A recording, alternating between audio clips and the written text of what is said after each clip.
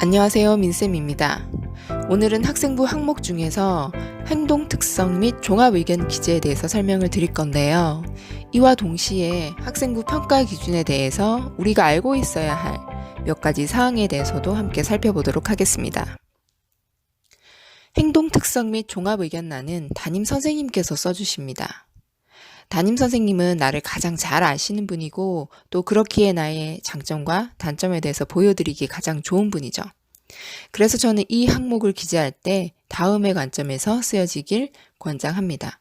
혹시 이 영상을 보고 계신 담임 선생님이 계신다면 참고해서 작성을 해주시면 더 좋을 것 같아요. 먼저 대학에서 학생부를 평가할 때 중심적으로 보려는 평가 기준이 종합적으로 잘 녹여놔야 합니다. 대학마다 인재상이 달라서 같은 학생부 종합전형이라 하더라도 보는 관점은 조금씩 다를 수 있어요. 하지만 일반적으로 다음 4가지 관점을 중요하게 봅니다. 첫째, 전공 적합성, 둘째, 학업 역량, 셋째, 인성, 넷째, 발전 가능성입니다. 일반적으로 입시 설명회 등에 가시면 이 관점이 중요하다는 얘기는 많이 들어보셨을 거예요. 이 4가지 기준이 우리가 지금까지 공부했던 학생부의 모든 항목에 잘 드러나는 것이 중요합니다. 하지만 담임선생님 종합의견란에 한 번 더 학생에 대해서 이 4가지 관점에 입각해서 구체적인 사항이 언급이 되어 있으면 더 좋겠죠. 즉 마지막 한 방을 날려주시는 겁니다.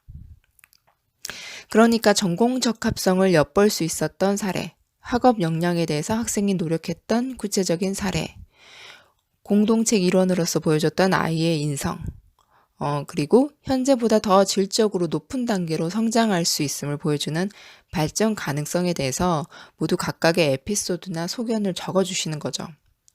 그런데 문제가 있습니다. 원래 이 부분이 천자 이내였는데 2019년부터 변경되는 규정 때문에 500자 이내로 글자 수가 절반이나 줄었습니다. 그래서 4가지 기준을 모두 다 언급하기에는 공간이 너무 부족해요. 그래서 이런 경우 나의 학생부 전체에서 방금 말씀드린 4가지 기준, 발전 가능성, 학업 역량, 인성, 전공 적합성이 얼마나 어필되어 있는지 일단 처음에 냉정하게 좀 따져보시고요. 4가지 기준 중에서 좀 부족하다고 느껴지는 부분이 있으면 그 부분을 종합 의견에 담임 선생님께서 중점적으로 적어주시는 게 좋을 것 같아요.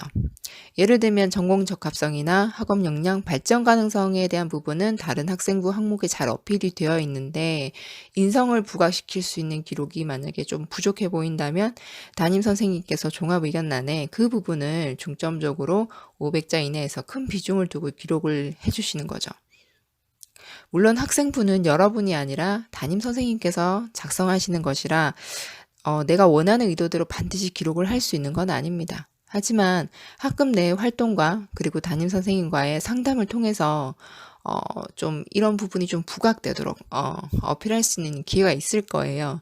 더 구체적인 설명은 담임 선생님마다 스타일이 좀 다르시기 때문에 딱 이렇게 해라 라고 제가 공통된 어떤 사항을 영상에서 설명을 드리긴 좀 곤란합니다. 하지만 학생부를 신경 써주시는 담임 선생님들께서는 일부러 반 아이들이 활동할 수 있는 활동거리를 만들어준다거나 아니면 아이들의 개성 있는 기록을 위해서 나름 설정하시는 장치들이 있어요.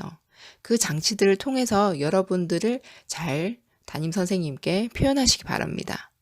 더 구체적인 부분은 워낙 상황이 다들 다양하기 때문에 개인 상담을 신청을 해주시면 또 안내를 드리도록 하겠습니다.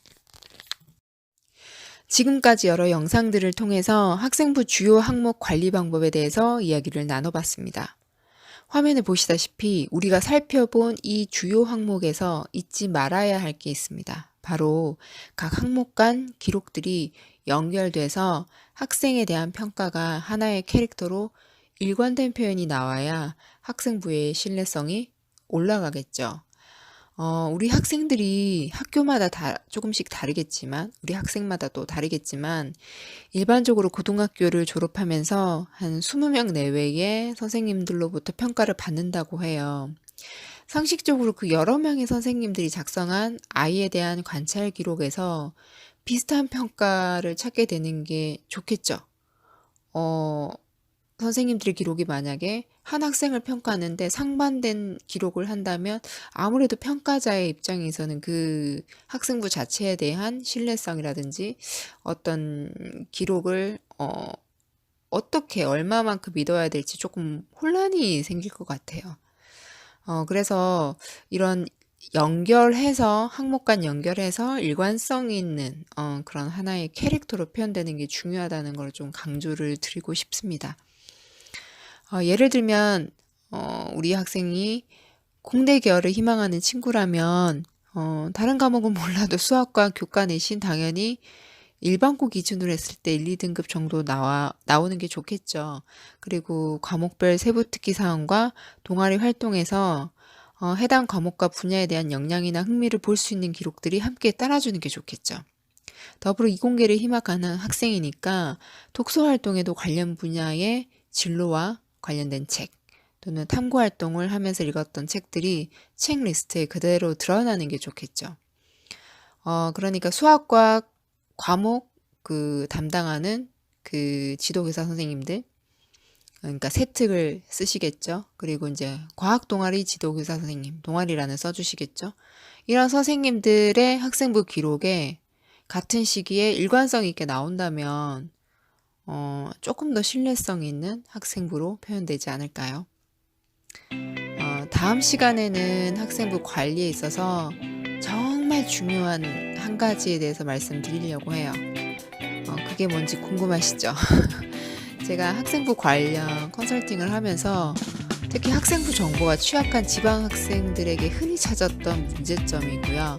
또 면접 대비에 있어서 반드시 알고 계셔야 되는 사항이기도 합니다. 궁금하신 분들은 다음 시간에 학생부 관련 그 영상은 마지막 시간이고 정말 중요한 얘기를 할 거기 때문에 그때 또 만나 뵙기를 기대하겠습니다. 감사합니다.